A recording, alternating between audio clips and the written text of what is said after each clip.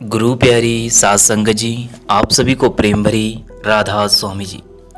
सात संगत जी, बाबा जी महाराज जी ने डेरा ब्यास में रविवार को जो सत्संग फरमाया वह सत्संग बहुत ही सुंदर था जी। सात संगत जी, रस भी बहुत ज़्यादा था। सात संगत जी, डेरा ब्यास में संगत बहुत ज़्यादा थी और दूसरे स्टेट से भी काफ़ी संगत डेरा ब्यास पहुंची हुई थी। आज बाबा जी महाराज जी ने लगभग 1 घंटा 10 मिनट सत्संग फरमाया जी। बाबा जी महाराज जी आज लगभग 8:16 पर स्टेज पर आ गए थे जी। बाबा जी जब स्टेज पर आए तब बहुत सुंदर शब्द पढ़ा जा रहा था जी। शब्द था, तेरी कुदरत तू ही जाने और न जाने दूजा कोई। आज बाबा जी महाराज जी ने जो बानी ली थी वहाँ हुजूर स्वामी जी महाराज जी की थी। बानी थी, जग में घोर अंधेरा भाई, तन में तम का भंडारा।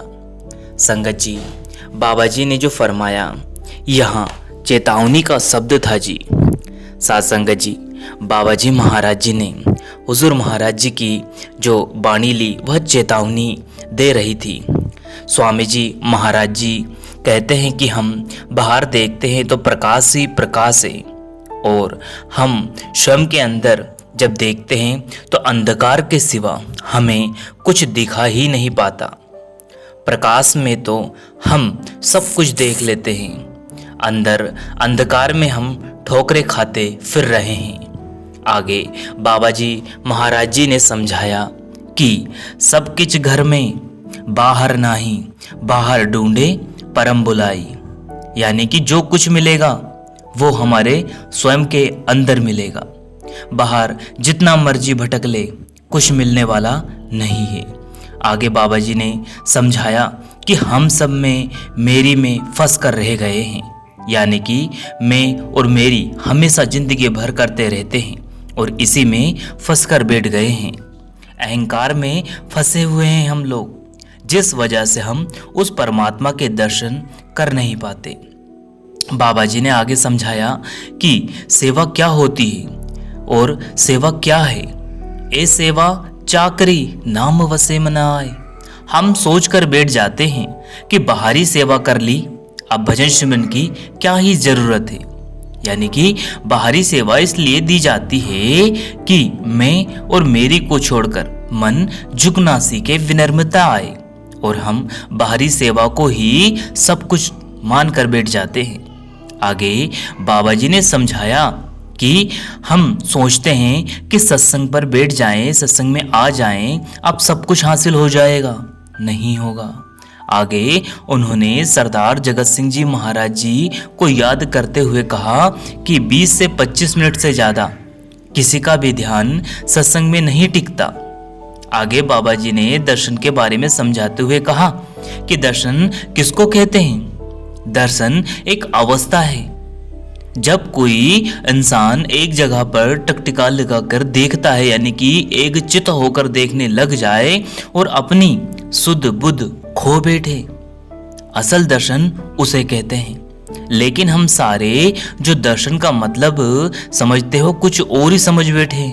हमें लगता है कि आगे वाली लाइन में या बाबा जी महाराज जी के बहुत करीब जाकर बैठ जाए और खुले दर्शन हो जाएंगे, या फिर बाबा जी महाराज जी किसी स्थान पर जाते हैं या उनकी गाड़ी दिखाई देती है, उसके पीछे पीछे भागकर हम दर्शन कर लेंगे तो हमारा उद्धार हो जाएगा। भाई ऐसा नहीं होगा। दर्शन जब उस मालिक ने देना होगा तो 7 समुंदर पार बैठे व्यक्ति को भी दे देगा, और अगर नहीं देना होगा तो पास बैठे वाले को भी नहीं दे पाएगा।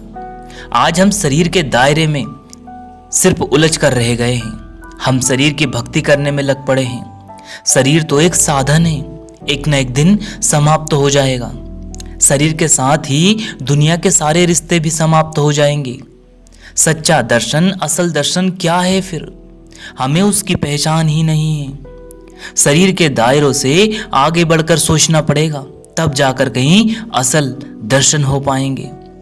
जब हम ध्यान को दोनों आंखों के बीच तीसरे तिल पर समेट कर ले जाएंगे और मन को एकाग्र कर लेंगे और बाहरी दर्शनों को छोड़कर उस मालिक के अंतर मन में दर्शन करेंगे, तब जाकर कुछ हासिल होगा।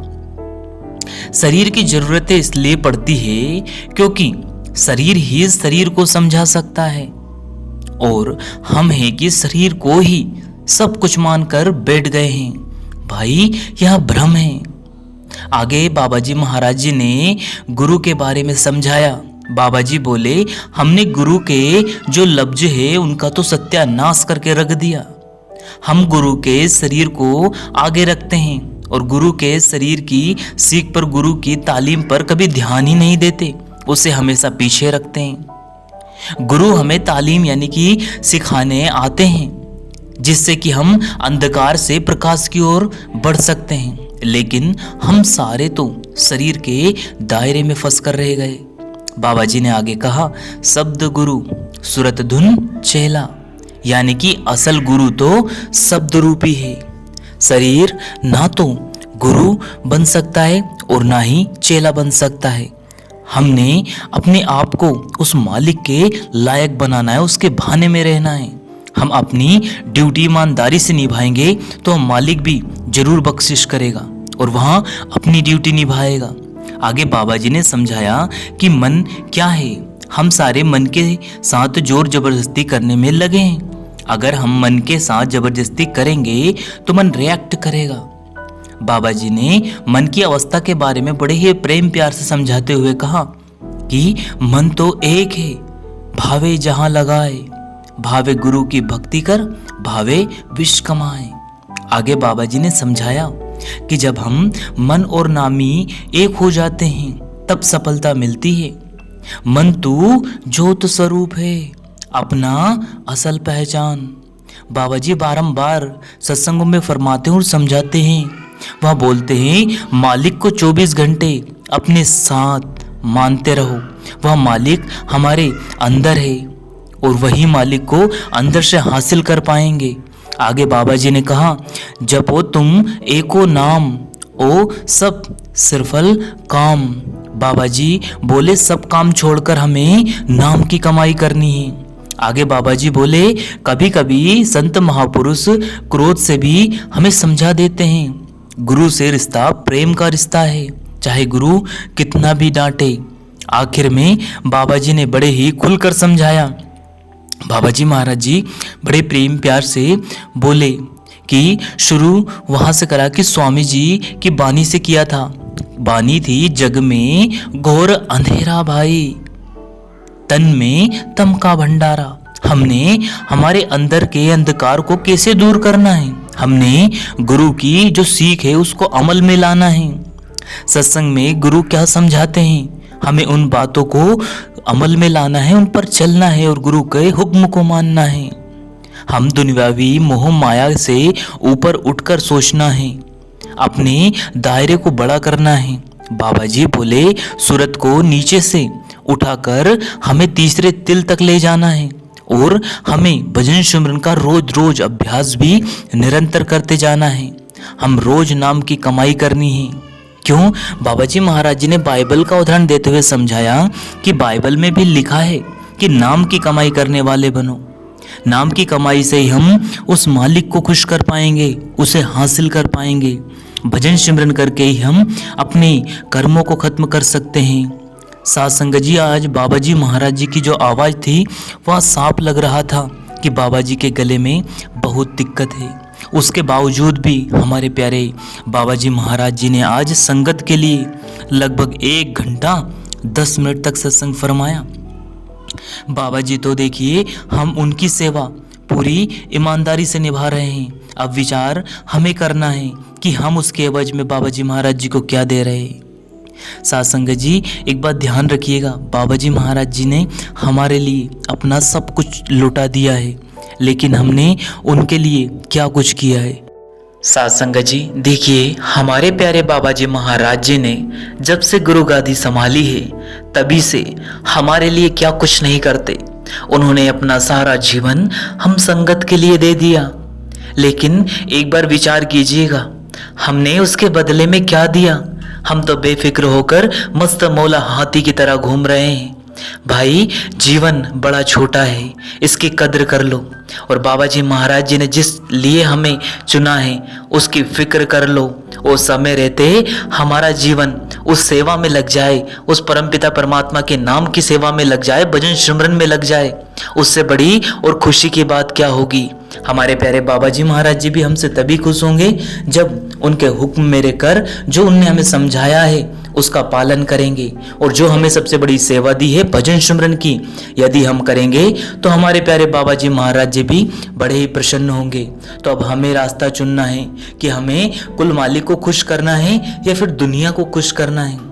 दुनिया की जो मान बढ़ियाई है वह कुछ समय के बाद समाप्त हो जाएगी, और जिस दिन यह शरीर छोड़ जाना है उस दिन सारे रिश्ते भी खत्म हो जाने हैं। अगर सच्चा और हमेशा के लिए कोई रिश्ता साथ निभाएगा तो वो गुरु और गुरु नाम का है, जो इस दुनिया में भी साथ निभाता है और यहाँ से जाने के बाद भी हमेशा हमारे साथ निभाता है।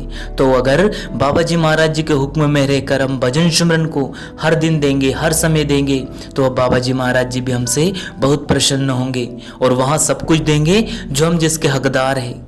अब ध्यान रखिएगा और इस पर विचार जरूर करिएगा।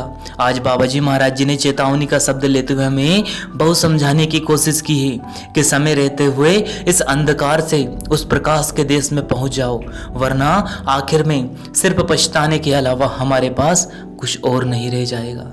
तो आज बाबा जी महाराज जी ने बार बार उदास होते हुए हुजूर महाराज जी को याद करते हुए हमें समझाने की कोशिश की है कि समय रहते हुए हमें उस मालिक से रिश्ता जोड़ना है, वरना यह शरीर तो गुरु को भी यही छोड़ जाना है और शिष्य को भी यही छोड़ जाना है। असल गुरु शब्द है और असल शिष्य सूरत है।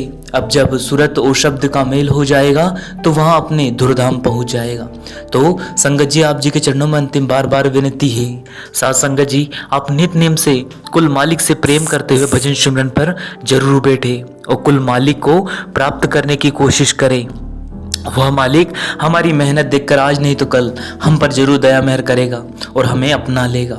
साथ संगत जी, इसी के साथ अपनी वाणी को विराम देते हैं। अगर वीडियो पसंद आया हो तो सदगुरु प्यारे चैनल को सब्सक्राइब करके बेल आइकन को ऑल पे प्रेस कर ले, जिससे कि आपको ऐसे ही वीडियो मिलते रहे जी। अंत में आप सभी को प्रेम भरी राधा स्वामी जी। फिर मिलेंगे किसी और वीडियो में, तब तक आप जी अपना और अपनों का ध्यान रखें। शुक्रिया, टेक केयर, धन्यवाद।